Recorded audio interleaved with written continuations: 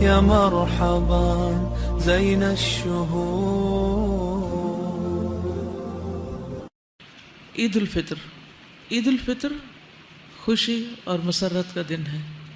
اس دن روزہ رکھنا منع ہے، کیونکہ فطر کا کیا مطلب؟ افطار کرنا. یہ دن کھانے پینے اور اللہ کی بڑائی بیان کرنے کا دن ہے.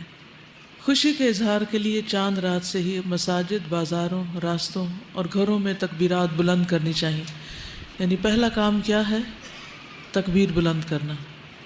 اللہ اکبر اللہ اکبر اللہ اکبر لا الہ الا اللہ.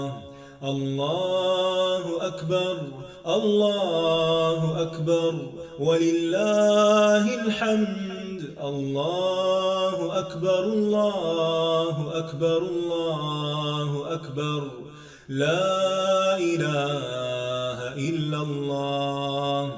اللہ اکبر اللہ اکبر وللہ الحمد.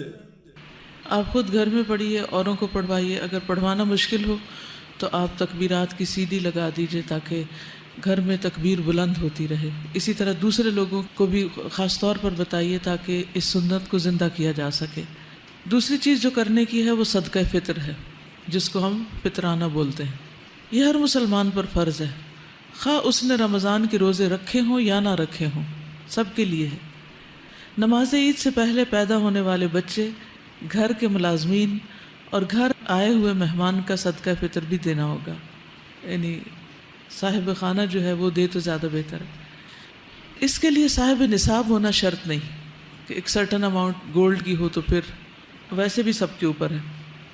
عبداللہ بن عباس سے روایت ہے کہ رسول اللہ صلی اللہ علیہ وسلم نے صدقہ فطر کو فرض قرار دے دیا تاکہ روزہ دار کے لیے لغو اور بیہودہ اقوال اور افعال سے پاکیزگی ہو جائے.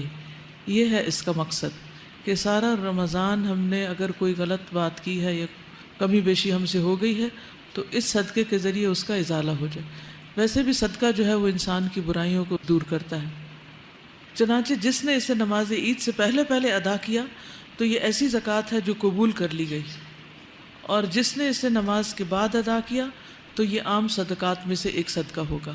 یعنی اس کو نماز سے پہلے ادا کرنا ضروری، بلکہ ابھی سے اگر آپ لوگ تیاری شروع کر دیں تو بہتر ہے، کیونکہ ہم بالکل لاسٹ مومنٹ پہ چھوڑتے ہیں. پھر عید پڑھنے جا رہے ہوتے ہیں، پھر دیکھتے ہیں دائیں بائیں کوئی مل جائے تو گاڑی کا شیشہ نیچے کر کے چاہے کوئی مستحق ہے یا نہیں بس دینے کی کرتے ہیں تاکہ نماز سے پہلے ادا ہو جائے.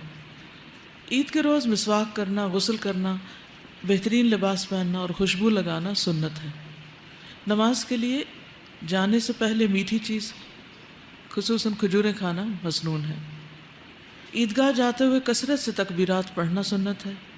عید کی 2 رکعتوں سے پہلے اور بعد میں کوئی نفل نماز نہیں، یعنی جب آپ عیدگاہ جائیں گے تو نفل نہیں پڑھیں گے.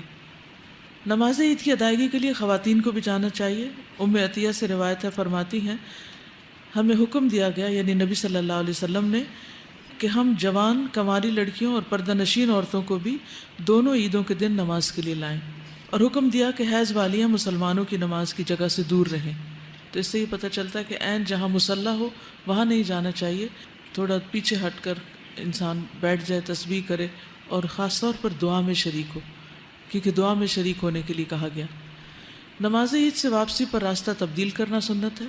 کسی وجہ سے نماز عید نہ پا سکنے والے افراد گھر میں 2 رکعت نماز پڑھ سکتے ہیں. عید کے روز مسلمانوں کی باہم ملاقات آپس کی محبت بڑھانے کا ذریعہ ہے. صحابہ کرام اس ملاقات میں ایک دوسرے کو یہ دعا دیا کرتے تھے، تقبل اللہ منا ومنکم. يا مرحبا زين الشهور.